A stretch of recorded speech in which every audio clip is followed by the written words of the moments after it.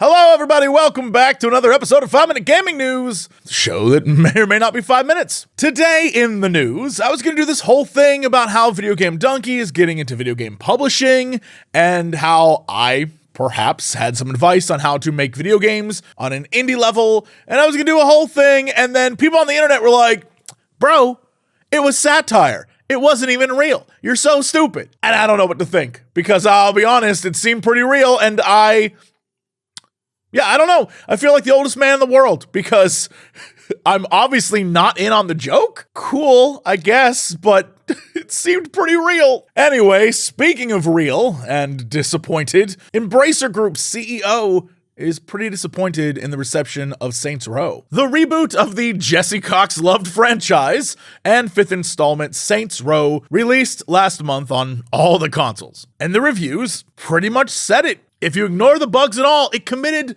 the gravest sin of all video games, and that's just being kinda dull. Speaking at an Embracer Group meeting, CEO Lars Wingfors claimed that the game had been very polarizing. Personally, I had hoped for a greater reception to the game, he said. It's been very polarizing. There's a lot of things that could be said in detail around it, but I am, with one hand, happy to see lots of gamers and fans happy, and at the same time, I'm a bit sad to also see fans not happy. So it's difficult. Obviously, you always want every installment of an IP to be greater than the last one, and what you do is, this is quite a process to evaluate your position, the outcome, and there are hundreds of people engaged in this game within the group, so I still have great trust in those people, and I'm sure they will recommend things for the future. Well, allow me to untangle that word salad and help with the process. Saints Row is like the Fast and the Furious franchise. It only got better the more it moved away from what originally it was supposed to be. If you would have told me while I was watching Tokyo Drift that one day this franchise would feature The Rock breaking out of a max security prison with Jason Statham, Incredible Hulk style,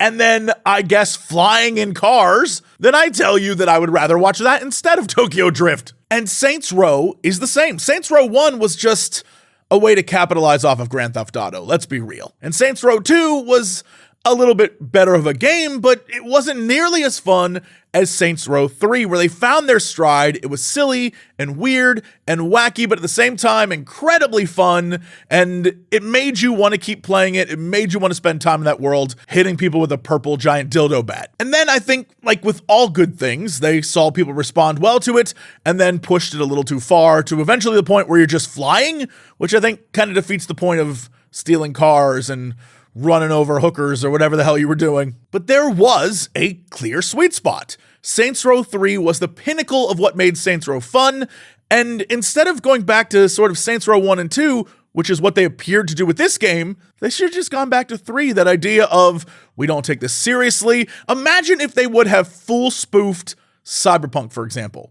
Right? Like a super cyberpunky world, and it's super tough out there, but it's also Saints Row. That would have been hilarious. But what they ended up trying to do was, I guess, get in touch with the roots of the game, go back to Saints Row 1 and 2 and try to start it over. Honestly, it would be like if Fast and Furious decided to make the next movie actually just about cars. You'd think maybe that's kind of what you want, but when you see it, when you're in the moment, you're going to be like, Nah, I missed the flying. And now it's time once again for your Xbox versus PlayStation weekly update. Now featuring EA. Speaking at a Goldman Sachs event, which is already hilariously out of touch, but extremely on brand for EA, CEO Andrew Wilson said, "In a world where there may be questions over the future of Call of Duty and what platforms that might be on or might not be on, being platform agnostic and completely cross-platform with Battlefield, I think is a tremendous opportunity." And in a way, he is correct. There is tremendous opportunity if Xbox lands Call of Duty as an exclusive. But I don't know that Battlefield is the game for that. Having played every Battlefield, there are a few good ones, but most of them are jank trash. And I don't know that the world is going to jump on the Battlefield train. I feel like they're the wrong messenger for this. However, there are many other companies and many other first-person shooter games, and maybe, I don't know, a Titanfall 3. I'm just saying, a man can dream. If Xbox lands Call of Duty and exclusivity, there's going to be a huge audience out there of people on PlayStation who are like, what do I got? And I'll be real. I don't think they're just going to go out and buy an Xbox. I feel like that's not going to happen. So there's a big market out there for someone to step up with a game that can take over. I just don't know that Battlefield is it. But like I've said, I played them all. So if, they want to make good ones, I'd be here for that. Speaking of things I'm here for, Coxtoberfest quickly approaches. Here on the channel, we'll be doing lots of scary games, and it's Coxtoberfest, so I'll probably be drunk the entire time. So that should be a real treat for my liver. Tune in for all of that and all the good stuff over on Cox Clips. Y'all the best. I'll see you tomorrow for another episode of 5 Minute Gaming News.